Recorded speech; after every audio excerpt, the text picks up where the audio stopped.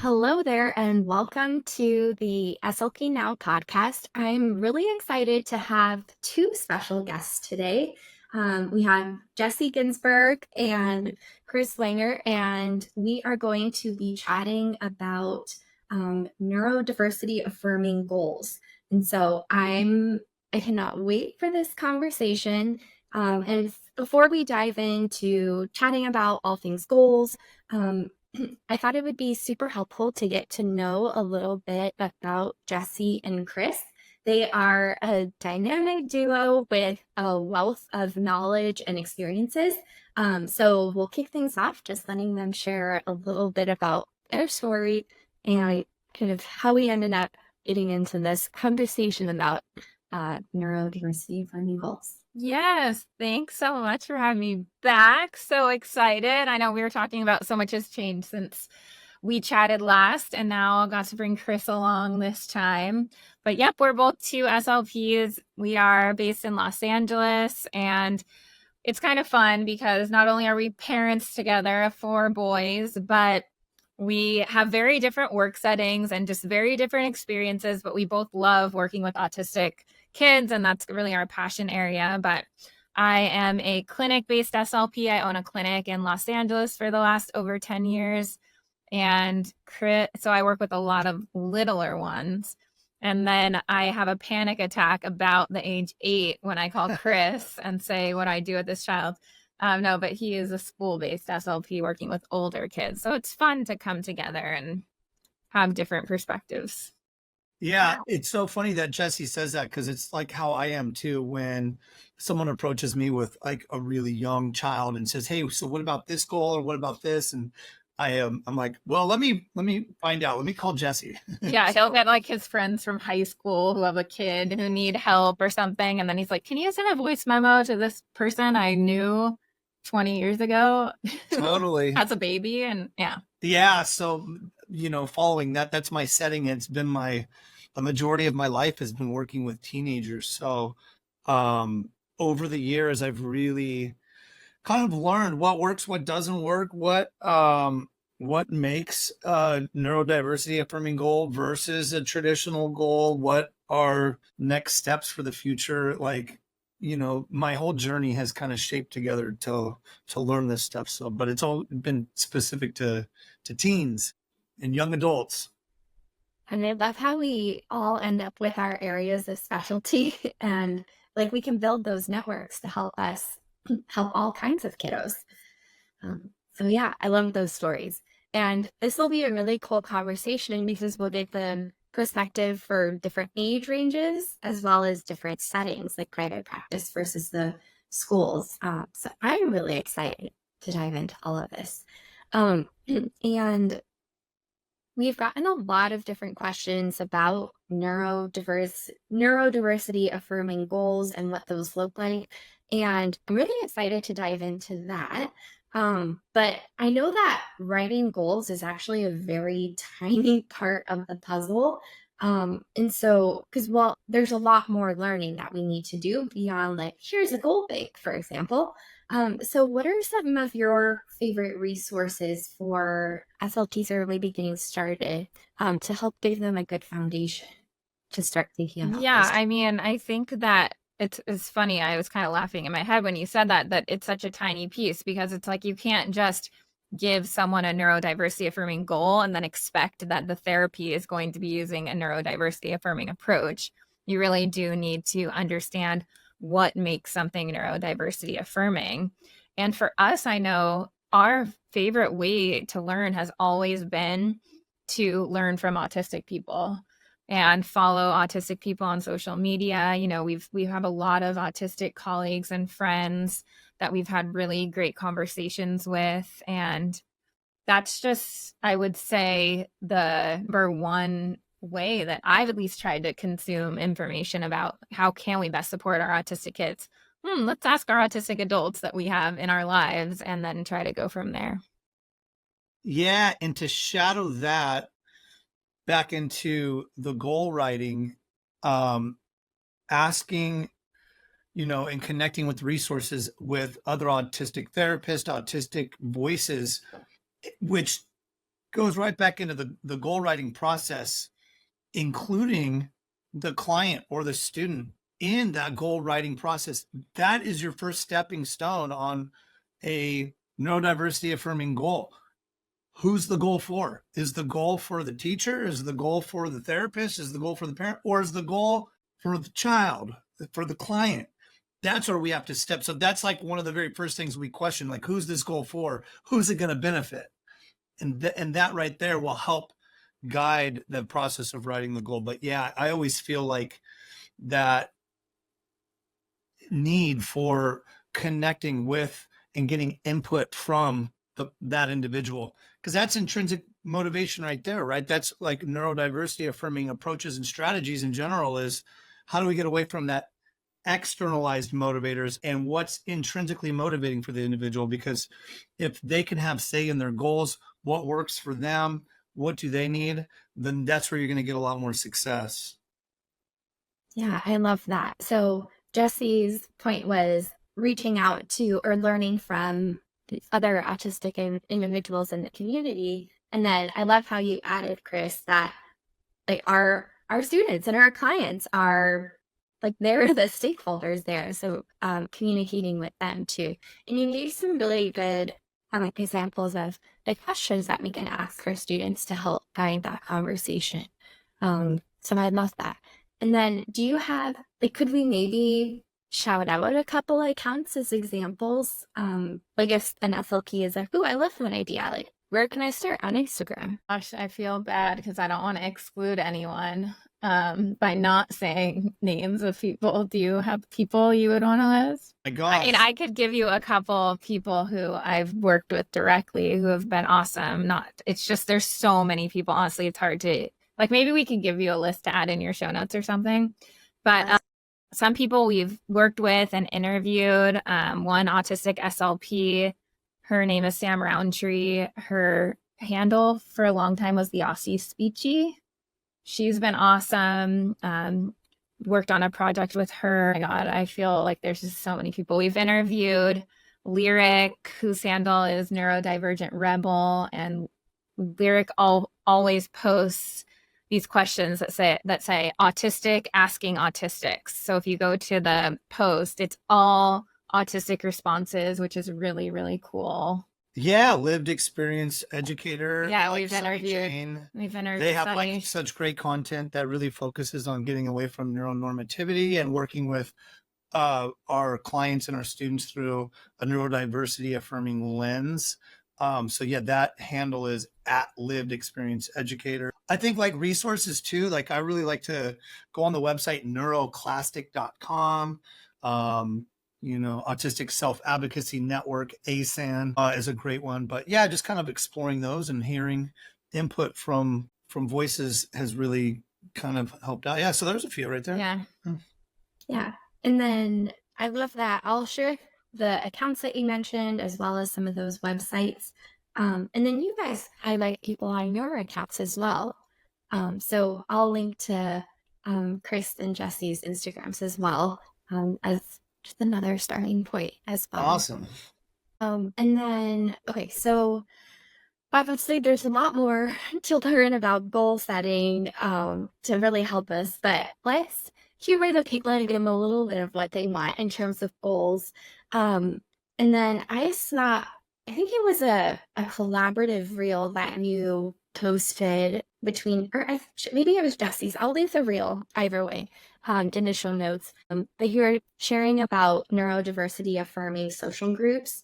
And one thing that you said, like instead of teaching social skills and making kids sit and forcing conversation, we can provide a safe place for kiddos to be themselves and allow them to move and allow conversation to flow naturally. So I thought that was a really cool illustration of kind of some of the thought process. And I'll share that if people are wanting to look back at that.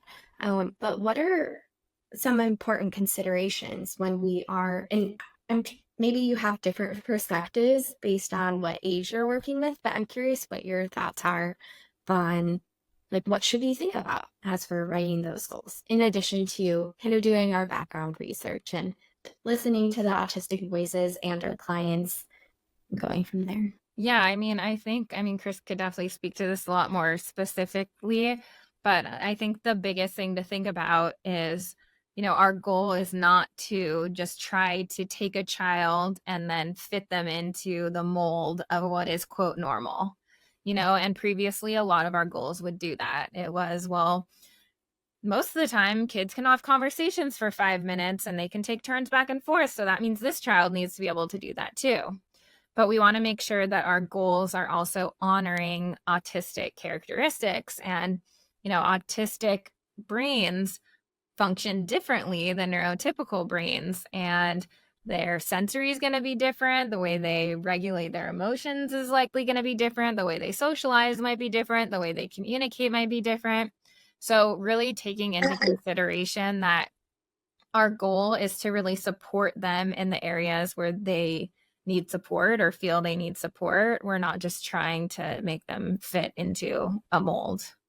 Yeah, and that's like kind of more exactly on the, if we're working on, social engagement, social language, social emotional needs, shadowing what Jesse said is that's the first thing. Are we what's the goal? Is it supporting the individual? Because if we're teaching them to act or imitate their typical peers, then we're inadvertently going to create more stress. We're going to create more anxiety, because the goal essentially is telling them, hey, look, your way of communicating or who you are is not okay. You have to not be you anymore. You have to fake your whole identity and pretend to be somebody else. So we're going to create a goal for you to imitate what your typical peers are doing. And there's just a lot of harm in that, because what ends up happening over time is you start to create this sense of an individual being more hyper vigilant, where they're going into social situations going, well, did I initiate it the right way or did I not? Did I exchange back and forth conversation or not? Did I stay on topic the way I was, forced to do or not? Like, and then what ends up happening is they withdraw, become socially isolated. So it inadvertently does the thing that we don't want to happen in the end. So I think that's really something that we can focus on. So I guess at this point, what do we do? Well, we would create things, situations that are natural, where conversations can happen naturally, where they can meet peers who are like-minded, that share similar interests, right? So like, I'll give you an example. We created a Lego club once a week after school. And we weren't sure how that was going to kick off. This is just in the past 6 months. But we had a couple students that had interest in that. And so we reached out to a teacher who was willing to host it once a week for an hour after school, student led, and it generated 16 students so far. But like off the bat, we have 16 students who were like, wait a minute, there's a Lego club where I can go connect with other people who like to build Legos. No pressure to socialize, no pressure to have to fake who they are. Conversations happen naturally. Relationships happen authentically. We're not forcing people into conversations they don't want to be a part of. We're not taking away unstructured time for them to have to be forced into conversations. We're not forcing eye contact. We're not forcing neurotypical style engagement where one person has to put the Lego on and then the next person puts the Lego on. Like, things just happen naturally. That's the way life should be, right? And so that's what we would want to do, to create those natural conversations to happen, to build those skills.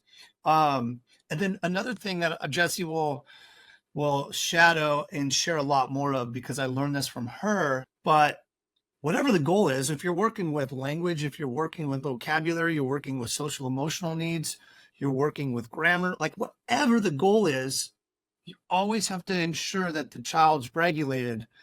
You're going to not get from point A to point B if you don't start there. And so, yeah, that sometimes can be dismissed or not really viewed as a necessity. So what might that look like in context? You have to do a make-up speech session. So your sessions are usually Mondays, third period, but there was a holiday. So you're like, all right, well, I've got some time on Friday. Well, the student's working on some makeup work in their study skills class, or they're in an art project. They have a monotropic mind. They're focused. And then they get the phone call and their teacher says, hey, you have to go over to A100 because it's speech time. You're going to have a child whose regulation is not going to be the same as it typically would. And so they come to speech and you're like, darn, they're not saying anything. I'm not getting any results. I'm not, it's like, well, we have to think first and foremost, is this individual that I'm working with regulated? How do we get them there? So Jessie can kind of share a little bit more on that, because that's her area. I learned. That was good. He learned something from me. I learned a thing too. As you were talking. I learned to put the dirty clothes in the laundry basket too. Or else 1 hour massage punishment. I was thinking about, you said something that made me think about how I used to teach. Okay, am I the only one who did this? I used to have like popsicle sticks with paper glued to it, and it would be comment, question, and then we would go back and forth. Did you ever do that? Probably not. You were ahead of your time. Was this in school? No, like with a student, like a 7-8-year-old. Okay, let's have a conversation about a topic we choose, and then I remind them by holding up the thing if they need to ask a question or if they need to make a comment. And anyway, that's exactly kind of what I remember, like having conversations about the popsicles that we ate. Yeah, but I know what you're saying. But that's how I would teach conversation skills. It's like, okay, well, a conversation looks like I say something, you respond, you ask a question, I respond. And, that's just maybe a neurotypical communication style. But if we are just focused on teaching autistic kids neurotypical communication styles, they're not going to actually go out there and take those skills to be able to develop authentic friendships. Compared the popsicle sticks compared to, I remember when I had these 2 girls in my office, they were like maybe 6 and 7, sitting on these very chairs. So they were kind of getting some sensory, like spinning around as they were talking to each other. And they spent 25 minutes talking about Pokemon and anime. Is Pokemon completely different, or is it like a... No, that is. That's anime. Okay, so they were talking about anime for 25 minutes, and I was like thinking like, man, I did my job. Like they didn't need anything. It's like the way you're having a successful social group is when you're not needed. And I think like oftentimes we sit back and we feel like, oh my God, well, I'm the therapist. I need to be interjecting. I need to be talking. I need to be teaching. But if you can create a scenario where you have people having an authentic conversation that they're genuinely interested in and you're not needed, that's an amazing thing. Yeah, absolutely. I agree. And you gave some good examples of like just kind of and they even created their own context in that example. Like they figured out what they want to talk about and they were able to keep talking about it. And in the Lego Club, they're kind of self-selecting there of like, yeah, I love that Legos. I'm going to go to that. So what would that look like, especially for like school-based SLPs? Like how would we reflect that in a student's IEP? Like what does that look like? Yeah, I mean, regarding goals, so I'm going to give myself a shameless plug here because it goes with the topic. Before we start developing the goals, because I get this question like so often, what are neurodiversity affirming goals? Does anybody have a goal bank? But prior to the goal, we've got to have some information about what the need is first, like what is going on in the environment. I've got to get information about how things are going on in class with their peers. What does the student want? Like all of that information. So it really has to come down to a dynamic assessment. We really want to figure out, in class, is this student, when they get stuck on something, what's their way of communicating that they need some support? It doesn't always have to be through spoken language, but are they reaching out to the teacher? Are they talking to their caregiver? Or are they writing it down? If they're becoming dysregulated because, let's say, they had a substitute teacher come in that was unexpected, which happens quite often, how do they handle their ability to co-regulate? Do they have a safe person in the building? Who is their trusted adult to go to? How are they advocating to get a sensory break, or how are they working on co-regulating with somebody? Like, we need to know this information. So the questions, this is always a life thing too. The questions we ask are going to determine the outcome of how the goal and the reports are written, right? So it has to start there. The challenging part that we have as SLPs and OTs and PTs and everybody else on the IEP teams and in private practices, the forms that we have to assess currently, like the standardized ones, ask the wrong questions, because they're asking, how do we get this kid to be more neurotypical? So the system for 70 years now has only created more harm than good, because now what you're doing is working against a child's neurology. And then when they become dysregulated, a functional behavior analysis comes in, the FBA is done, and then the behavior plan's put on this kid, when the reality is they didn't have a behavior plan. They just had an unmet need and an unsolved problem because we were asking the wrong questions in the first place. So I created a dynamic assessment that asked the right questions, that ask the teachers, hey, I want to know, what are accommodations that are working? How does this student self-advocate? What's it look like with the dynamics when the class has small groups put together? What's it look like when the child or the student becomes dysregulated? And then we have a whole different set of questions that are asked to the student, so we can get insight about what they're looking for in a friend, so they're not feeling pressured to have to be forced into a social skills group. We ask the caregivers, like, what are some things that are working? All strengths-based, by the way, but that's where we have to start. And then once we get that information, then we can collaborate. We can work with the student and say, hey, now what is the need? Is the need for the student to advocate for a quieter space when there's testing going on?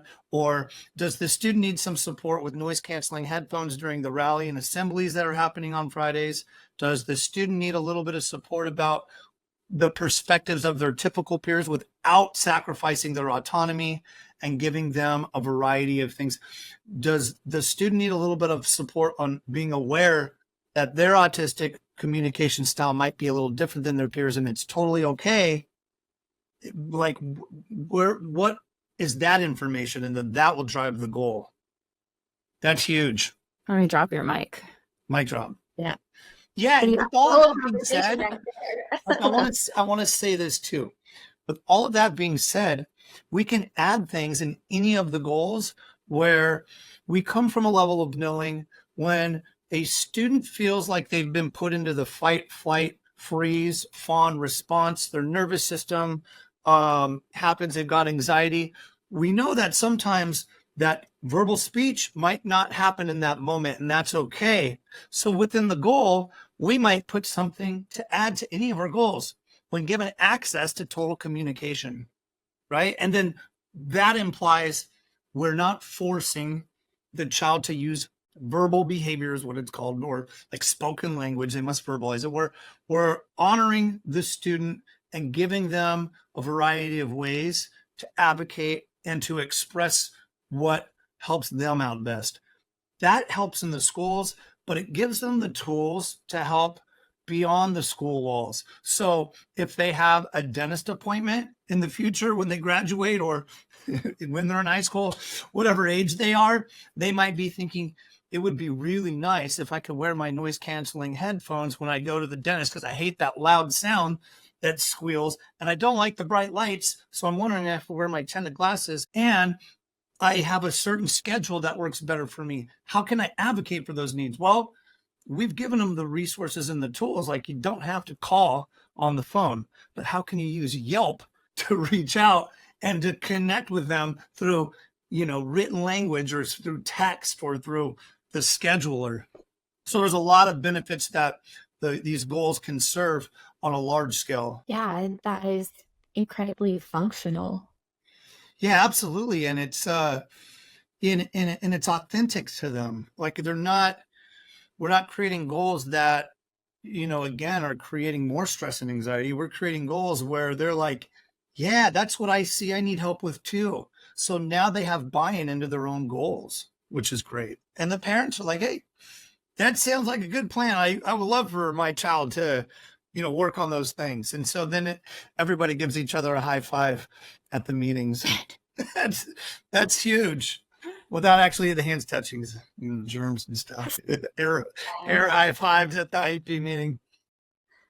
That sounds like a really great way for everyone to win. Or we can hold up popsicle sticks and be like, "Hey, great job."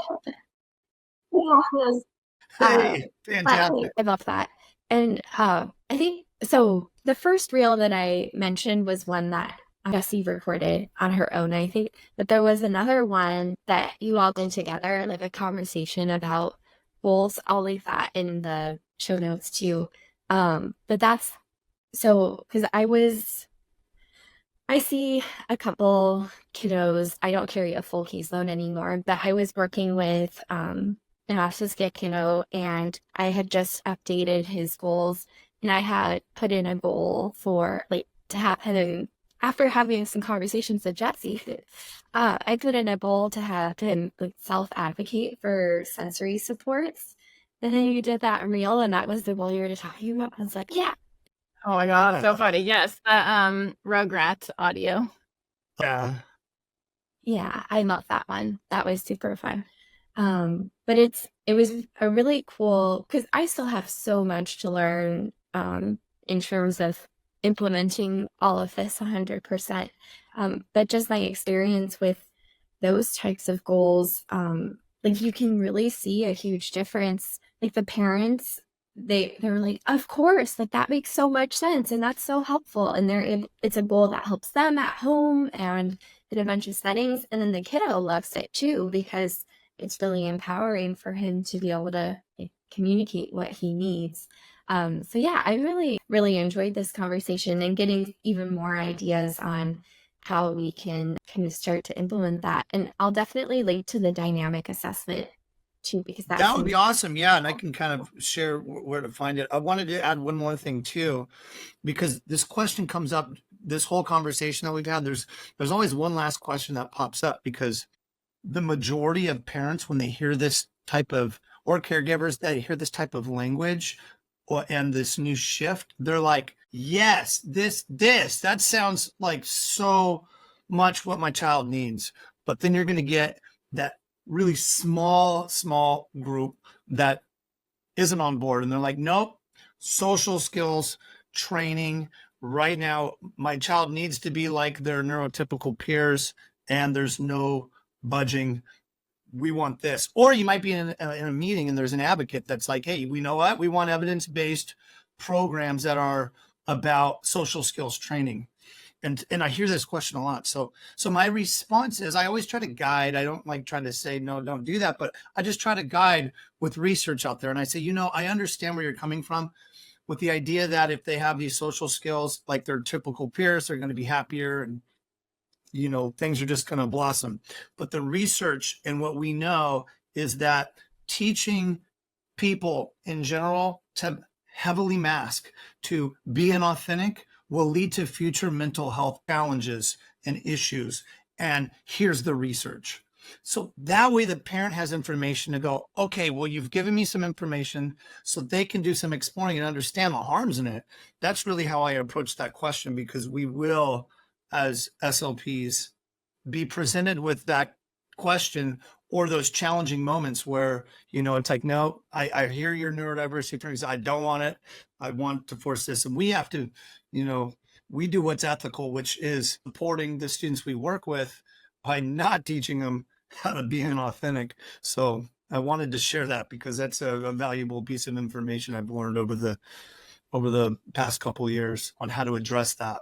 Yeah, and I think like the underlying idea is it always, for me, at least comes down to a connection-driven approach. And how can we make this child feel safe and comfortable with us and feel like they can be themselves in front of us and in front of other people as well? And, when we really sit down and think about it, how can I put, connecting with this child, with the student at the forefront of what we do? It's like everything else comes more naturally, and was the inspiration of my book I just wrote, because that's what it's all about. It all comes down to how can we build a connection? And that's when kids really learn, and that's when kids feel safe and comfortable. I love that. Yeah, no, that's huge. I think that's at the forefront of it too. Ready, set, connect. Yeah, we'll link to the book in the show notes as well. But like Chris said, it's called Ready, Set, Connect. Yeah, Is he I love it. Love it. Well, is there any other last thoughts before we wrap things up? I mean, you share a huge wealth of knowledge and resources that kind of Yeah, I mean, I think the biggest thing is it is so setting specific when we're writing goals, and like sometimes it's stressful for me just to listen. He's like talking maybe about one of his students' goals, and it's just, I feel like there are so many hoops you have to jump through in the schools, because I'll tell him one of my goals and he would be like, I could never use that goal for X reason, And so I feel like writing neurodiversity affirming goals in a clinic, at least, and I can't speak for every clinic because of course funding sources are different, but we do take insurance, and we try to write goals that are very easy, general goals that gives us the most flexibility possible.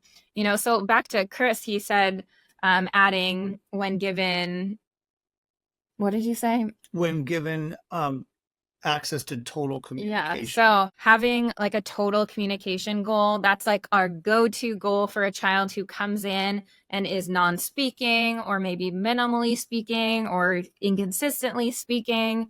And that gives us so much flexibility because we can work on anything now because our goal is total communication.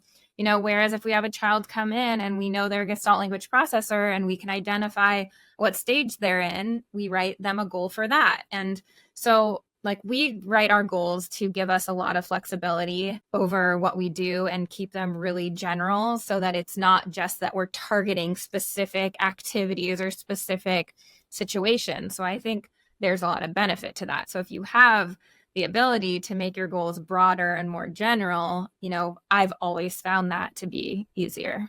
Yeah, I agree. Better. Yep.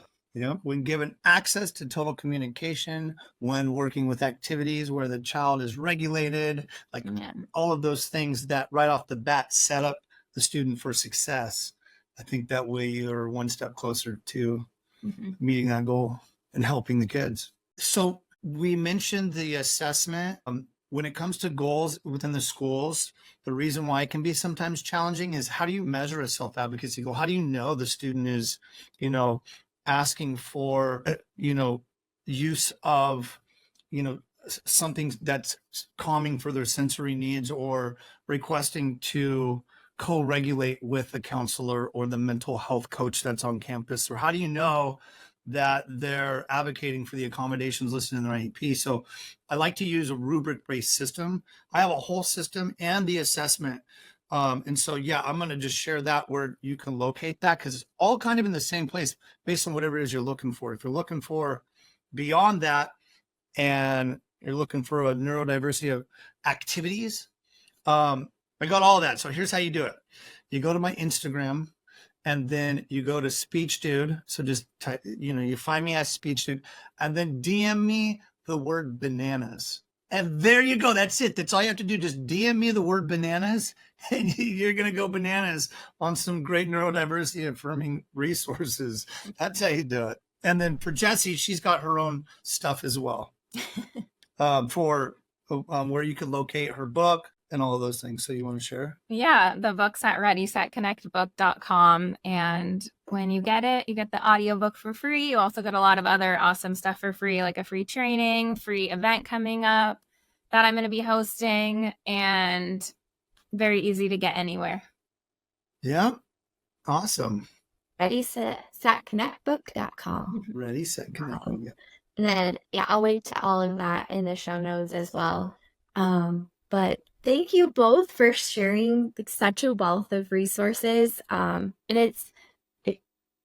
that bananas DM seems like it'll cover everyone's questions from the hold up gate. Because it sounds like you mentioned everything from dynamic assessment to actual activities. So Yeah, dynamic assessment to where you'll find the goal bank, or something new that I haven't released yet, but a way to locate providers and autistic therapists and clinical psychs and the right people. That's what the world needs. We need the right people.